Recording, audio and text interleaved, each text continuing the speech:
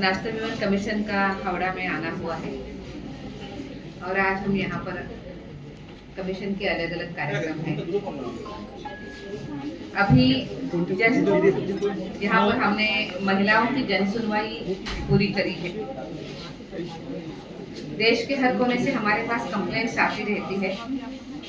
हम ये प्रयास करते हैं कि अलग अलग प्रदेशों में उसकी राजधानी है या जो उनके खुद जाने का प्रयास करते हैं और जन सुनवाई भी हम करते हैं। तो उसी क्रम में कल हमने कोलकाता में करी थी, आज हमने हावड़ा में ये जन सुनवाई करी है।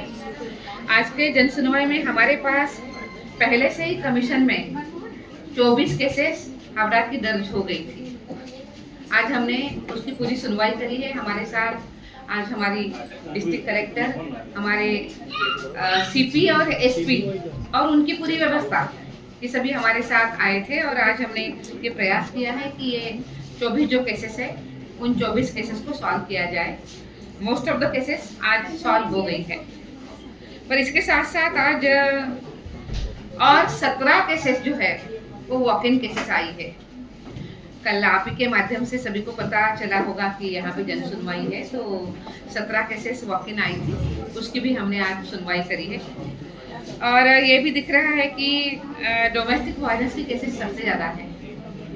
इसी के साथ साथ सेक्सुअल हैरेसमेंट की केसेस है, कुछ पॉलीगामी बायोगामी की भी केसेस थी, रेप अटेम्प्ट टू रेप की केसेस थी, असॉल्ट की केसेस है, डाउरी हैरेसमेंट की भी केसेस आज आई है, स्टॉकिंग की कुछ केसेस है, एब्डक्शन की भी है, सेक्सुअल असॉल्ट की भी केस है और कुछ एनआरआई मैरिजेस की भी केस है। इस तरीके से आज हमने उन केसों को सुना है।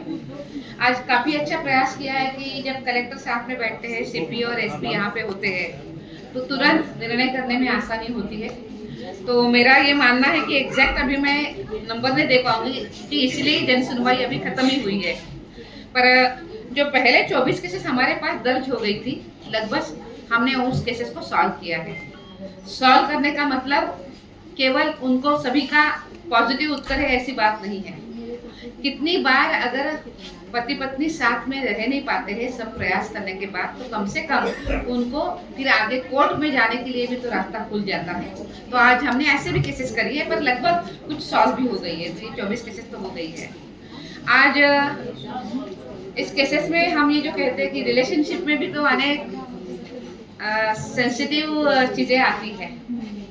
बड़े पारिवारिक मामले होते हैं, पति पत्नी का पट्टी नहीं है, पर जो साथ में रहने वाली फैमिलीज है उनकी भी भावनाएं बहुत भरकर आती है। आज हमने यहाँ पे कुछ केसेस देखी कि जहाँ पे एक दादी यहाँ पे आई थी, उनकी बहू नौकरी करती है, छोटा बच्चा है, पर दादी उस बच्चे को इतना समय तक 12-13 घंटा संभाल नहीं पाती है कि उनकी फिजिकल फिटनेस नहीं है।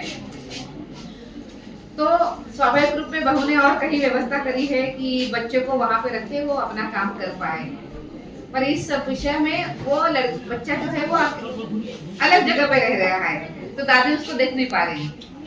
तो उनका आज ये कहना था कि मुझे मेरे सन-इन-लॉ को, मेरे उस नाती को मुझे देखना है और उसको देखने के लिए मुझे आप कुछ मदद करिए। तो हम ये भी देख रहे हैं कि जब इतना प्रेशर होता है करियर का, कामों का, तो ये प्रेशर भी इस ऐसे केसेस में दिखाई देता है। ऐसी आज कुछ केसेस यहाँ पे आई थी। एक एनआरआई मैरिज की भी एक केस आई थी कि आज उस महिला को, उसका पति तो शादी करके बाद में विदेश में निकल गया है, पर सास ससुर भी अभी साथ में नहीं है और वो प्रेग्नेंट है। ऐसे समय पे 7 महीने की प्रेग्नेंट है, तो उसका आज उसके साथ कोई नहीं है, वो अपने घर पे रह रही है, पर उसके साथ कोई नहीं है। आज हमने कुछ निर्णय किए हैं। आज हमने डिस्ट्रिक्ट कलेक्टर को आज हमने निर्देश दिए हैं कि उस महिला को अभी देखने के लिए कोई नहीं है, उसका पैसा वैसा भी बहुत उसके पास नहीं है। तो आज उसको हमने बताया है कि अन्नपूर्णा जो योजना है, उस अन्नपूर्णा योजना का लाभ उस महिला को तुरंत मिले।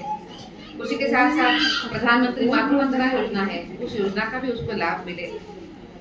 जननी सुरक्षा योजना है, उसका भी लाभ मिले। और उसके साथ साथ आयुष्मान भारत जिसके माध्यम से उसकी प्रसूति ठीक से हो जाए, उसको आगे भी मदद मिले, तो उसका भी उसको लाभ मिल जाए। आज हमने प्रशासन को कहा है और आने वाले 3 दिन के अंदर उस महिला को ये सभी लाभ देने के लिए बोला है। इसके अलावा उसकी फैमिली उसके साथ नहीं है, तो उस फैमिली को ढूंढने के लिए, उसके पति को बुलाने के लिए, उसके लिए नोटिस निकालने के लिए, अगर ज़रूरत पड़ती है तो रेड कॉर्नर नोटिस भी निकालने के लिए हमने पुलिस को कहा है। ऐसे कुछ विषय आज हमने यहाँ पे देखे हैं। तो जन सुनवाई हो रही है, महिला जन सुनवाई, इसके लिए इस मंच पर उपस्थित हमारे डिस्ट्रिक्ट कलेक्टर, हमारे एसपी, हमारे कमिश्नर, सभी यहाँ पर उपस्थित अधिकारीगण और उन्हीं के साथ साथ जो बहनें मेरी न्याय की प्रतीक्षा में यहाँ पर आई है, ऐसे मेरे सभी बहनें और मेरे भाई, इस नाम से कमीशन जन सुनवाई का आयोजन करता है।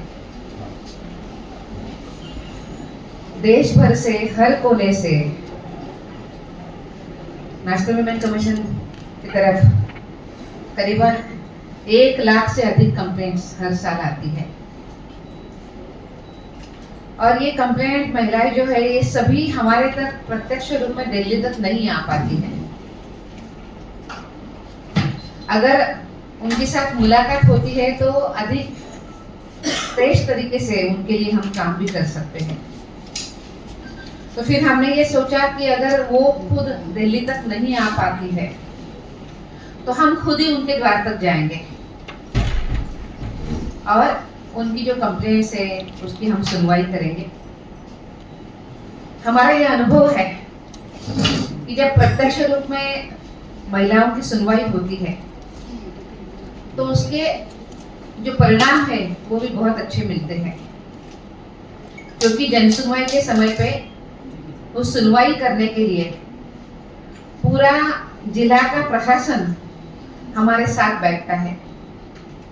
जैसे कि अभी आप देख रहे हैं कि यहाँ पे आज हमारी कलेक्टर यहाँ पे स्वयं बैठी है, उन्हीं के साथ साथ हमारे एसपी भी यहाँ पे बैठे हैं। हमारी अन्य जो व्यवस्था है, हमारे नहीं, हमारे पास जो डायरेक्ट केसेस आई है, आज मैंने उसी की तो सुनवाई करी। जो पहले मैंने 24 केसेस का मैंने उल्लेख किया, ये महिलाएं हमारे पास डायरेक्ट आई थी, इसीलिए तो हमें सब कुछ पता था। और मेरे आने के पहले पुलिस के साथ हमारी बातचीत चली रही थी और हमारे आने के पहले पुलिस ने उसमें कुछ एक्शन भी लिया था। तो हमारे पास पुलिस की तरफ से जो जो कार्रवाई हुई थी वो पहले आ चुकी थी। तो ये सबसे अच्छी बात होती है कि डायरेक्टली महिलाएं हमारे पास आ सकती है, बिना डरे, बिना झिझक वो सीधे हमारे पास आ सकती है। मैंने जैसे हम अभी कहा कि नेशनल वुमेन कमीशन की वेबसाइट है, उसके माध्यम से वो हमारे पास कंप्लेंट कर सकती है। हमारा पोर्टल है, पोर्टल के माध्यम से वो कंप्लेंट कर सकती है। प्रत्यक्ष आके या हमें पत्र लिखते हुए भी वो कंप्लेंट कर सकती है। और इसके अलावा अगर वो ये सब कुछ करने में सक्षम नहीं है तो हमारी जो हेल्पलाइन है 14490, वहाँ पे भी वो अपनी बात रख सकती है। तो ऐसे अनेक रास्ते हैं हमारे तरफ आने के। Madam, a separate question. The victim or the parents of the Arjikar victim expressed several times they are dissatisfied with the investigation carried out by the CBI. What is the action you can take in this regard? देखिए, वो जो घटना हुई थी वो हम सभी को बहुत दिल दहलने वाली ऐसी घटनाएं थी और उसके माता पिता का दर्द हम जरूर समझ सकते हैं। इस विषय को लेकर कमीशन चिंतित भी है। कमीशन ने उसके तरफ ध्यान भी हमने दिया है और हमने उस समय पे पुलिस के साथ पहले बातचीत करी थी। हमने बाद में उनका जो माता पिता का जो कहना है वो हमने सीबीआई को बताया है।